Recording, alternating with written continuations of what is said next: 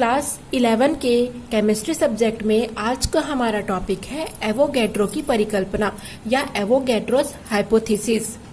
ये एक important topic है और ये केमिस्ट्री का बेस है, इसलिए आपको एवोगैड्रो की परिकल्पना के बारे में जानकारी लेना बहुत ही ज़्यादा ज़रूरी है। तो आप इसे एक बार देख लेंगे, समझ लेंगे। तो चलिए स्टार्ट करते हैं। सबसे पहले ये देखेंगे कि एवोगैड्रो की परिकल्पना कहाँ से आई। तो अब स्टार्ट करते हैं। बार्जिलियस ने डाल्टन सिद्धांत तथा गै-लुसाक ने यह बताया कि गैसों के परमाणुओं की संख्या तथा उसके आयतन में एक संबंध होता है और उन्होंने यह सुझाव दिया कि ताप और दाब की समान परिस्थितियों में गैस के सभी आयतन में परमाणुओं की संख्या समान होती है। ठीक है, परमाणुओं की संख्या समान होती है, यह उन्होंने बताया। यदि हम इसे एग्जाम्पल के द्वारा समझेंगे तो मान के चले, अगर हम H2 प्लस Cl2 HCl ये यदि हम लेते हैं तब क्या होगा। मान के चलो तीनों गैसीय स्टेट में है, तो गै-लुसाक ने जो आयतन संबंधी नियम दिया था उसके अनुसार हो जाएगा। गै-लुसाक के नियम से क्या हो जाएगा। गै-लुसाक के नियम से एक आयतन हाइड्रोजन, एक आयतन क्लोरीन, तो क्या हो जाएगा 2 आयतन HCl। और बार्जिलियस ने जो दिया था तो बार्जिलियस के अनुसार क्या हो जाएगा N परमाणु, क्योंकि उन्होंने कहा है समान दाब तथा दाब की परिस्थितियों में सभी गैस की निश्चित आयतन में परमाणुओं की संख्या समान होती है। इन्होंने परमाणु को लेकर के कहा 2N परमाणु। तो उस हिसाब से यदि हम इसको देखें तो N परमाणु का हाफ हो जाएगा, हाफ परमाणु, यहां भी हाफ परमाणु हो जाएगा और यहां पर हो जाएगा 1 यौगिक, क्योंकि यहां पर 2 तत्वों से यौगिक का निर्माण हुआ तो यौगिक परमाणु हो जाएगा। ये सिर्फ समझने के लिए है, अर्थात इसका अर्थ यह हो रहा है यहाँ पर हाफ परमाणु और यहाँ एक यौगिक परमाणु। इसके कहने का अर्थ यह है कि HCl का एक संयुक्त परमाणु, ये HCl का एक संयुक्त परमाणु बनाने के लिए हाइड्रोजन के हाफ परमाणु और क्लोरीन के हाफ परमाणु आवश्यक है। किंतु डाल्टन ने परमाणुवाद का सीधा उल्लंघन किया। उन्होंने कहा है कि परमाणु कभी अविभाज्य नहीं है, वो विभाजित नहीं हो सकता है। तो बार्जिलियस की यह धारणा गलत साबित हुई और उसे अमान्य कर दिया गया। उसके बाद इटली के वैज्ञानिक एवोगैड्रो, जिसे आवोगाद्रो भी कहते हैं, ने इस समस्या को सुलझाने की कोशिश की और उन्होंने परमाणुओं या संयुक्त परमाणु के स्थान पर अणु लिया। उन्होंने कहा कि परमाणुओं के संयोग से संयुक्त परमाणु नहीं बनता है, बल्कि परमाणुओं के संयोग से अणु बनता है। उन्होंने यह बताया, जैसे H एक परमाणु है, यहाँ पर H एक परमाणु है तो H2 बना, तो अणु का निर्माण हुआ, परमाणुओं के संयोग से अणु बनता है। उन्होंने यह बताया और उन्होंने अणु और परमाणु, अणु व परमाणु के मध्य के अंतर को स्पष्ट किया। दोनों के मध्य जो अंतर है, जैसे अणु विभाजित हो सकता है परंतु परमाणु विभाजित नहीं हो सकते। परमाणु किसी तत्व का सबसे छोटा कण होता है और जो रासायनिक अभिक्रिया में भाग लेता है। इसका पदार्थ में स्वतंत्र अस्तित्व हो भी सकता है और नहीं भी हो सकता है।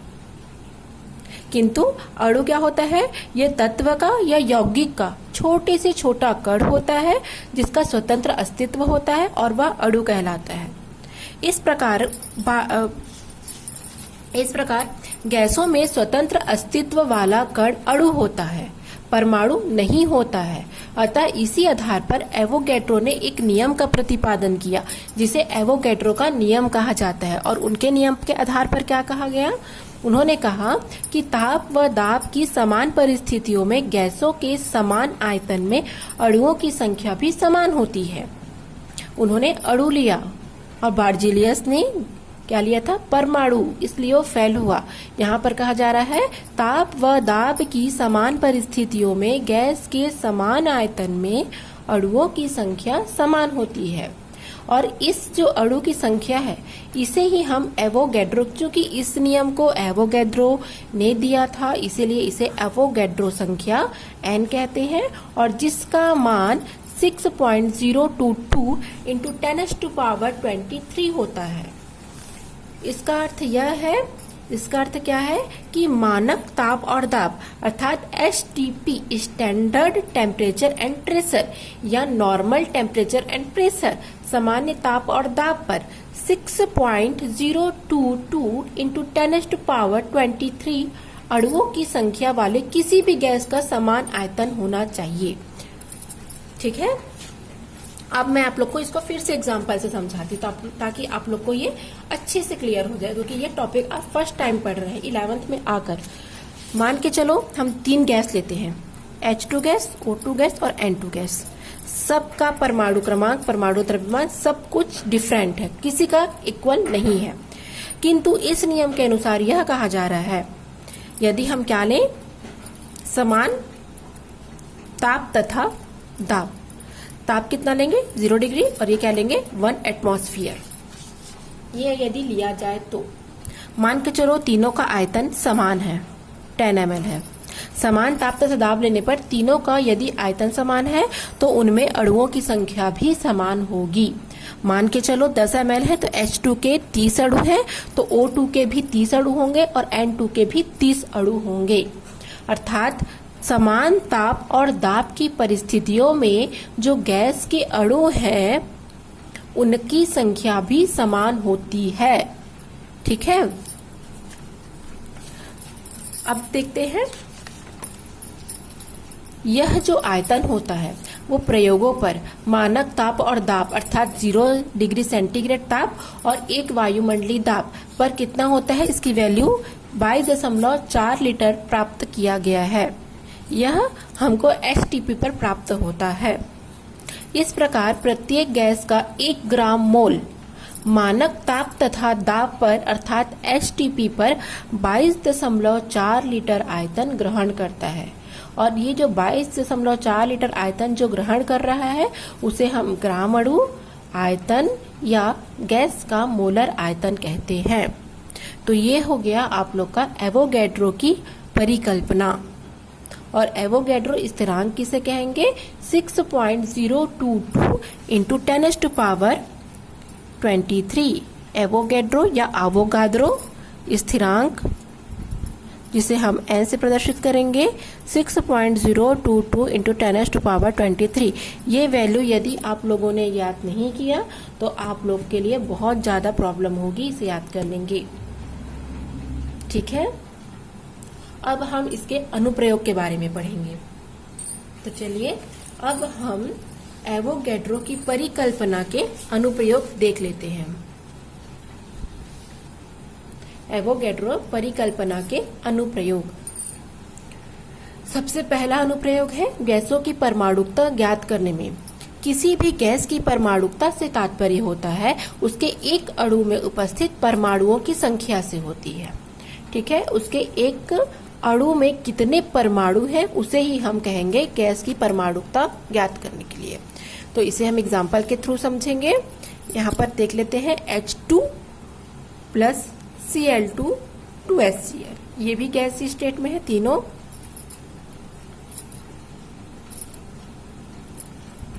ठीक है, अब देखेंगे यदि हम इसको आयतन के रूप में लेंगे तो यहाँ पर कोई नहीं है मतलब 1 आयतन, यहाँ पर भी कुछ नहीं मतलब 1 आयतन, और यहाँ पर 2 है इसलिए 2 आयतन। चूंकि V आयतन में अणुओं की संख्या यदि n अणु ली गई है तो अब इसे हम n में कन्वर्ट करेंगे। तो 1n अणु यहाँ पर 2n अणु। ठीक है, उसके बाद देखेंगे यदि n की वैल्यू 1 अणु रखी गई है तो अब n की जगह पर हम 1 अणु लिखेंगे। तो 1 अणु यहाँ पर 2 अणु। अब इसे हम क्या करेंगे, 2 से भाग देंगे। ठीक है, 2 से भाग देंगे तो क्या हो जाएगा, 2 से गुणा करेंगे तो एक अणु में कितने परमाणु होते हैं? 2 परमाणु। यहाँ पर एक अणु में कितने परमाणु होंगे? 2 परमाणु, और इसे हम अणु के रूप में ही लेते हैं। इसका तात्पर्य यह है कि एक अणु में 2 परमाणुओं से मिलकर के ये HCl बना होता है। इसलिए जो H2 है, Cl2 है, ये क्या होते हैं? द्विपरमाणु होते हैं। क्योंकि यहाँ पर एक और तरीके से स्पष्ट कर सकते हैं, H2 मतलब यहाँ पर 2 परमाणुओं से एक H2 अणु बना है। यहाँ पर 2 Cl परमाणु से एक Cl2 अणु बना है। इसी प्रकार एक और देख लेते हैं।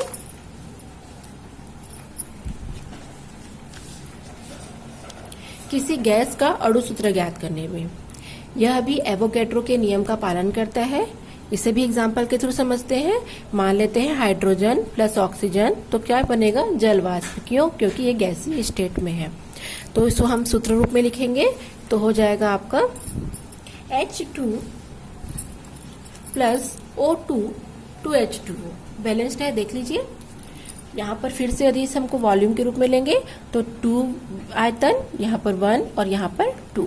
फिर से आयतन को हम N अणुओं की संख्या में लेंगे तो 2N अणु, 1N अणु और 2N अणु। अब यदि N = 1 लेंगे तो क्या हो जाएगा? 2 अणु, 1 अणु और 2 अणु। अब इसको पुनः हम क्या करेंगे?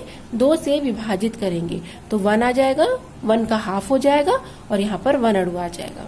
इसका मतलब यह है कि हाइड्रोजन के एक अणु हाइड्रोजन के हाफ अणु के मिलने से जल वाष्प का एक अणु बनता है, अर्थात जल वाष्प का अणु सूत्र H2O होगा। तो दूसरा भी ज्ञात हो गया कि अणु का अणु सूत्र ज्ञात करने में हम एवोगैड्रो की परिकल्पना का उपयोग करते हैं। इसे याद करने का एक ट्रिक है, जैसे आप सबसे पहले आयतन में ले लेंगे, फिर उसके बाद आप किस में लेंगे? N अणु में लेंगे, उसके बाद आप क्या लेंगे? इसे अणु में लेंगे। तो इस तरीके से यदि आप याद करेंगे तो आपको जल्दी याद हो जाएगा। और एग्जाम में यदि अनुप्रयोग पूछा जाता है तो आप कोई भी 2 अनुप्रयोग लिख सकते हैं, सभी को लिखने की आवश्यकता नहीं है। और उसे भी आप नंबर वाइज लिखेंगे। यदि कम नंबर का है तो कम लिखेंगे और अधिक नंबर का है तो आप ज्यादा डिस्क्राइब करेंगे। और अंतिम है, लास्ट अनुप्रयोग है, गैसों का वाष्प घनत्व व अणु भार में संबंध।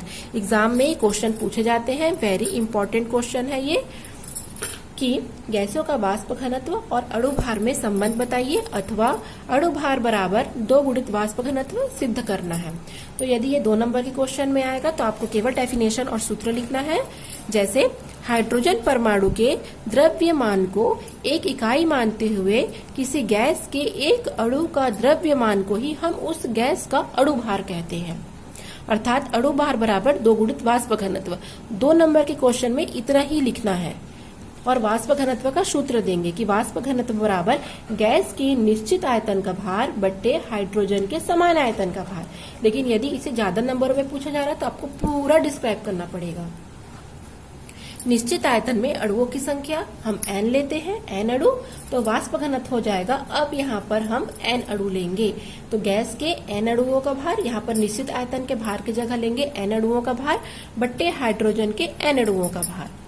अब हम इसे H2 के रूप में लेंगे, चूंकि H2 अणु में 2 परमाणु होते हैं। ठीक है, H2 अणु में 2 परमाणु होते हैं, अतः वाष्प घनत्व क्या हो जाएगा? गैस के N अणु का भार, चूंकि 2 लिखा है, 2 परमाणु होते हैं इसलिए 2 × H परमाणु का भार, ये लिख लेंगे। ठीक है, इतना तक हो जाएगा। उसके बाद हम देखेंगे आगे। मान के चलो यहाँ पर जो हमने N अणु लिया है, इसके को यदि हम एक अणु के रूप में लेंगे, यदि इसको हम एक अणु के रूप में लिए तो N की जगह क्या लेंगे? 1 अणु। वाष्प घनत्व बराबर गैस के एक अणु का भार बट्टे 2 गुणित H2 अणु के एक अणु परमाणु का भार। ठीक है, अब लेंगे अणु भार। अणु भार बराबर गैस के एक अणु भार का सूत्र होता है गैस के एक अणु का भार बट्टे H2 के एक अणु एक परमाणु का भार। तो इसे समीकरण 1 देंगे और इसे समीकरण 2 देंगे। अब समीकरण 2 में से एक को भाग दे देंगे। ठीक है, एक को भाग देने पर क्या हो जाएगा? अणु भार बट्टे वाष्प घनत्व, और ये हो जाएगा वाष्प घनत्व का कि गैस के एक अणु का भार बट्टे H2 के एक परमाणु का भार, और ये वाष्प घनत्व का 2 इंटू H2 के एक परमाणु का भार बट्टे गैस के एक अणु का भार। यदि यहाँ से ये और यहाँ से ये क्रॉस हो जाएगा, यहाँ से ये और यहाँ से ये क्रॉस हो जाएगा, तो केवल यहाँ पर 2 बचेगा। तो अब इसे हम करके हल कर लेंगे, तो यहाँ पर ये सिद्ध हो जाएगा। थोड़ा सा कठिन है क्योंकि 11th में फर्स्ट टाइम पढ़ रहे हैं, तो थोड़ा सा अगर आप इसे ध्यान दे लेंगे तो आपको सॉलिड नंबर मिल सकते हैं।